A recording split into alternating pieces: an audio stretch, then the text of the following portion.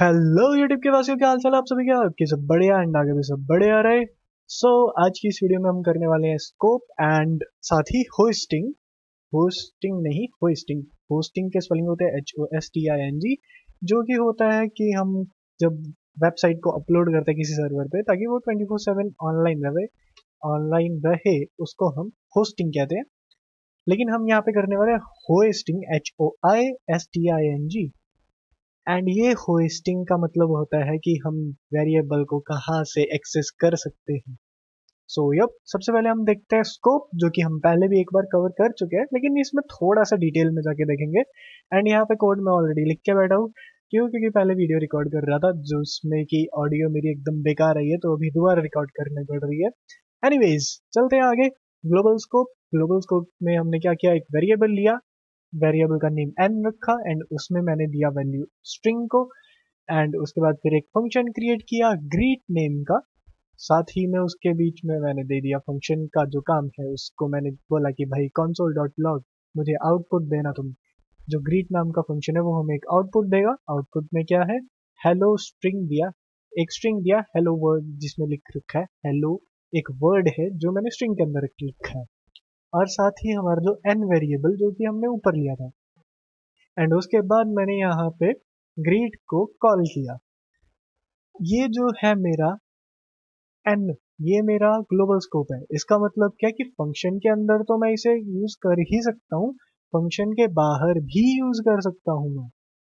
Global scope का मतलब यही है कि ये जो वेरिएबल है इसे मैं पूरे कोड में कहीं भी यूज कर सकता हूँ, वो ग्लोबल स्कोप है। एंड उसके बाद नीचे चलते हैं फंक्शन स्कोप। फंक्शन स्कोप का मतलब ये है कि भाई जो मेरा वेरिएबल है वो सिर्फ फंक्शन के अंदर ही मैं एक्सेस कर सकता हूँ। जैसे यहाँ पे एक फंक्शन क्रिएट किया टेस्ट स्कोप नेम से, एंड इस बार मैंने वेरिएबल फंक्शन के अंदर डिफाइन किया सीक्रेट नेम का। एंड उसका मैंने क्या दिया, वैल्यू हिडन, हिडन जो कि मेरा एक स्ट्रिंग है। एंड उसी को मैंने यहाँ पे console.log में लिया। एंड जब मैं इसको कॉल करूंगा तब तो ये चल जाएगा, लेकिन अगर मैं इसे बाहर लूंगा तो ये मुझे एक एरर थ्रो करेगा। एक बार कोड रन करके देखते हैं। एंड इसका एरर जो है वो इसलिए आएगा क्योंकि भाई ये सिर्फ फंक्शन तक लिमिटेड है, ये जो वेरिएबल है, क्योंकि मैंने फंक्शन के अंदर डिफाइन किया है। एंड यहाँ पे देखो रेफरेंस एरर मुझे दिखा रहा है, सीक्रेट इज नॉट डिफाइंड। क्यों? क्योंकि सीक्रेट फंक्शन के अंदर डिफाइन हुआ है, जिसके कारण वो एक फंक्शन स्कोप बन गया। वो सिर्फ एक फंक्शन तक लिमिटेड हो चुका है, इसलिए वो बाहर नहीं चलेगा।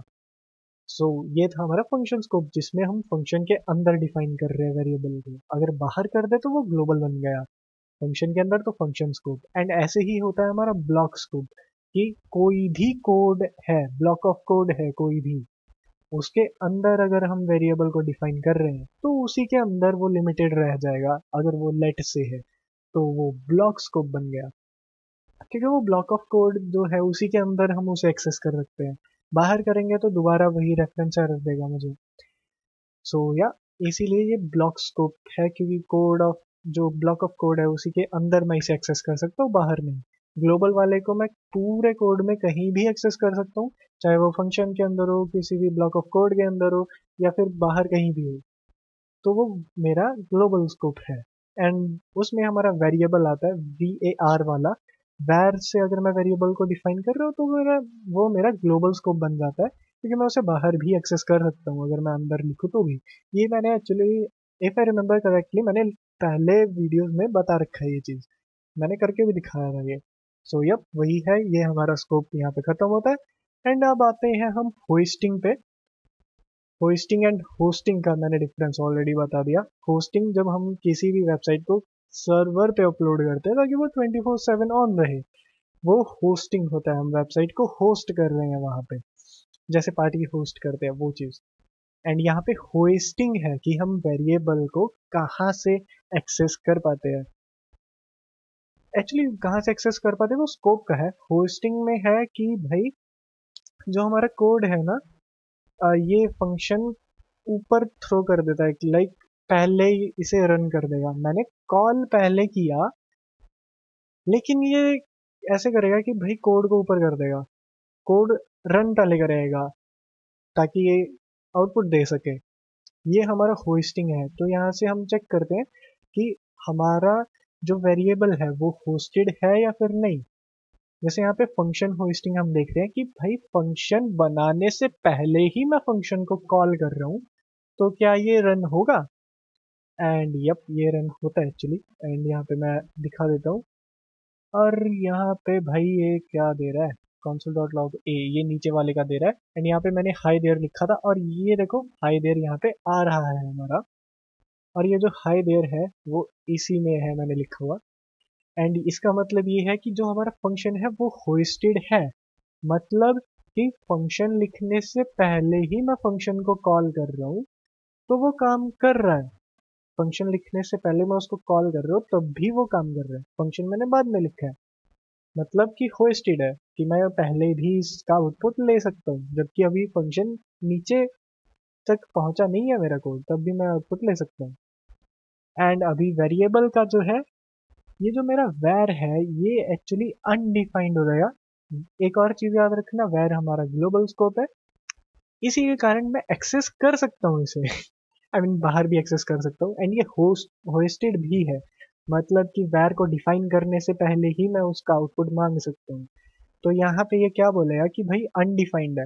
अनडिफाइंड इसलिए क्योंकि वैल्यू तो दिया नहीं है, जब मैंने आउटपुट मांगा तब वैल्यू दिया नहीं हुआ, इसलिए अनडिफाइंड है। और अनडिफाइंड कोई एरर नहीं है, इसका मतलब बस ये है कि भाई इस वेरिएबल की कोई वैल्यू नहीं है, ये अनडिफाइंड है, कोई वैल्यू डिफाइन नहीं की हुई, दैट्स इट। लेकिन ये होस्टेड है क्योंकि हम ले सकते हैं पहले इसका आउटपुट जो कि अनडिफाइंड आ रहा है। एंड बाद में मैंने इसका वैल्यू दिया 20। एंड अभी लेट और कॉन्स्ट, स्पॉइलर अलर्ट, लेट और कॉन्स्ट हमारे होस्टेड नहीं है।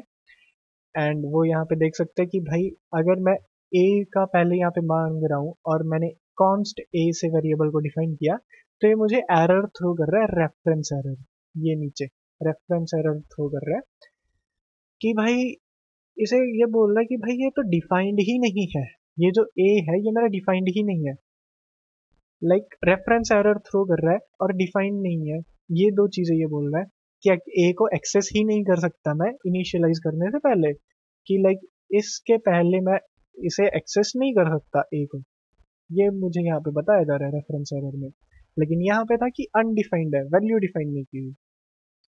बस ये यहाँ पे डिफरेंस है होस्टेड एंड नॉट होस्टेड में, कि भाई ये होस्टेड नहीं है।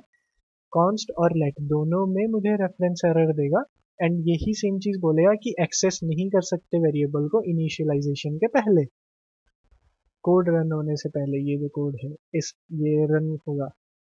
यहाँ पे क्या हुआ, कोड को कॉल किया मैंने, फंक्शन को कॉल किया, तो ये फंक्शन वाले कोड पे जाके उसको रन करके मुझे आउटपुट दे देगा। ये मैं अगर ऊपर भी लिख दूँ तब भी दे देगा, ऊपर ही लिखा हुआ है मैंने फंक्शन पे।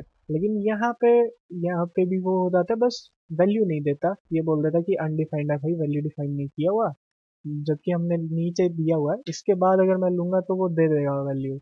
एंड यहाँ पे ये बोलेगा कि भाई रेफरेंस एरर, मैं एक्सेस ही नहीं कर सकता इस वेरिएबल को, क्यों? क्योंकि ये नीचे है, अगर इसके नीचे मैं console डॉट लॉग लिखूंगा वो आ जाएगा फिर। एंड आई होप कि भाई अच्छे से आराम से समझ आया होगा। एंड अगर कुछ भी चीज़ है जो आपको समझ नहीं आई हो या फिर कुछ भी पूछना, तो आप कमेंट सेक्शन में पूछ सकते हो। एंड शायद से मैंने होस्टिंग का पहले गलत बोल दिया था कि भाई वेरिएबल को एक्सेस करने वाला, काइंड ऑफ एक्सेस का ही है, बट नॉट एग्जैक्टली। इसका यही है कि भाई हमें आउटपुट मिल रहा है वेरिएबल से पहले या फिर नहीं, क्योंकि एग्जीक्यूट इनिशियलाइज करने से पहले हमें सिर्फ वैर से मिल रहा है और फंक्शन से मिल रहा है, लेट और काउंट से नहीं मिल रहा। तो यप, अगर आपको ये कोड चाहिए तो गिटहब पे अपलोड कर दिया है एंड डिस्क्रिप्शन में उसका लिंक है, जाके उसे एक्सेस कर सकते हो। और ये प्लेलिस्ट को सेव कर लेना एंड कुछ सीखने मिला तो अपने फ्रेंड्स के साथ भी शेयर कर देना। सो या मिलता हूँ आपको नेक्स्ट वीडियो में, तब तक के लिए टेक केयर, बाय बाय।